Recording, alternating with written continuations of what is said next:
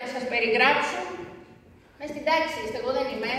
Αφήστε τη Δευτέρα το πρωί το σπόγκο, το σφουγγάρι, επάνω στην έδρα και ζητήστε να σας το περιγράψω. Δεν χρειάζεται να πω κάτι άλλο.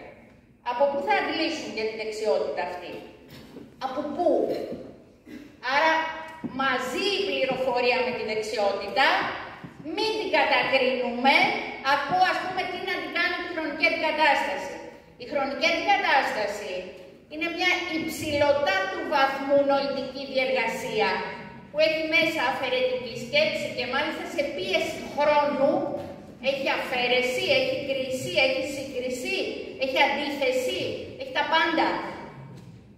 Τεχνική, μπορούμε να το δούμε ως τεχνική και να απαλλαγούμε από αυτό το χαρακτηρισμό του παραδοσιακού που ενοχλεί. Δεν έχω καταλάβει γιατί ενοχλεί, ζητώ συγγνώμη που το λέω, προφανώς είναι ιδεολογικό.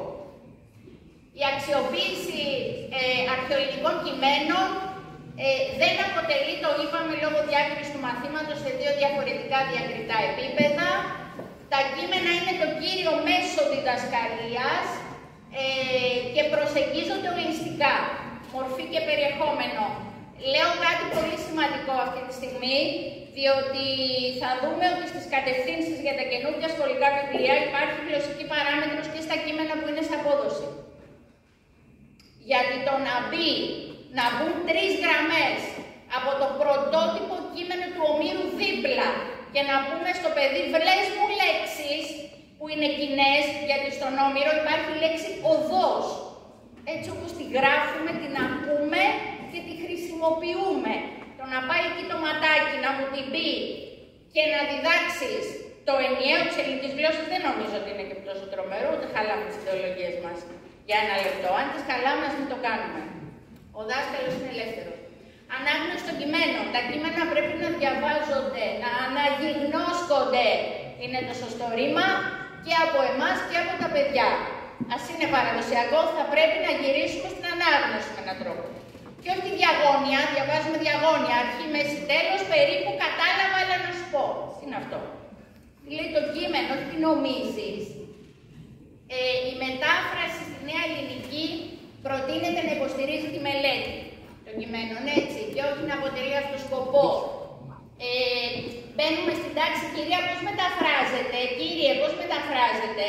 Το παιδί το πρώτο πράγμα που θα σε ρωτήσει είναι πώς μεταφράζεται. Έχουμε χάσει όλο το ταξίδι. Έχει χαθεί το ταξίδι. Άρα, σε κάποιες περιπτώσεις, θα δείτε ότι η κατεύθυνση που δίνεται σε μικρές κυρίως τάξεις, δώσε λοιπόν από την αρχή την απόδοση, απαλλάξέ τους. Βγάλε αυτό το άγχος και πάμε λοιπόν τώρα να χαρούμε το κείμενο, αφού ξέρουμε τι λέει. Εδώ το πρόγραμμα λέει διάφορα, βέβαια. Σύγχρονες τεχνικές δεν μπορούν να λείπουν, το καταλαβαίνετε, τριμερής πορεία, όλο μέρη όλο, ερμηνεία κειμένου, ερμηνευτική μέθοδος. Καθαρά. Τα κείμενα πρέπει να εντάσσονται στο χωροχρονικό πλαίσιο αναφοράς και παραγωγής, είναι αυτό που σας είπα. Αν κάνω, καταλαβαίνω ας πούμε ότι προσλαμβάνουν οι μαθητές με τις προσωπικές τους προσλαμβάνουσες σε ένα κείμενο λογοτεχνίας, αλλά δεν μπορώ να αφήσω στο αρχαίο κείμενο να προσλάβουν το κείμενο με τις δικές τους εμπειρίες, γιατί τα κείμενα αυτά έχουν ερμηνευτεί, έχουν κλειδώσει, δεν υπάρχει άλλη ερμηνεία.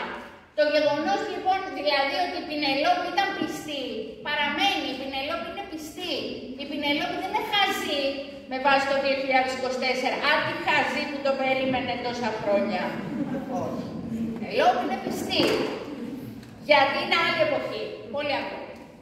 Επίσης αρχές επικαιρότητας βιωματικότητας.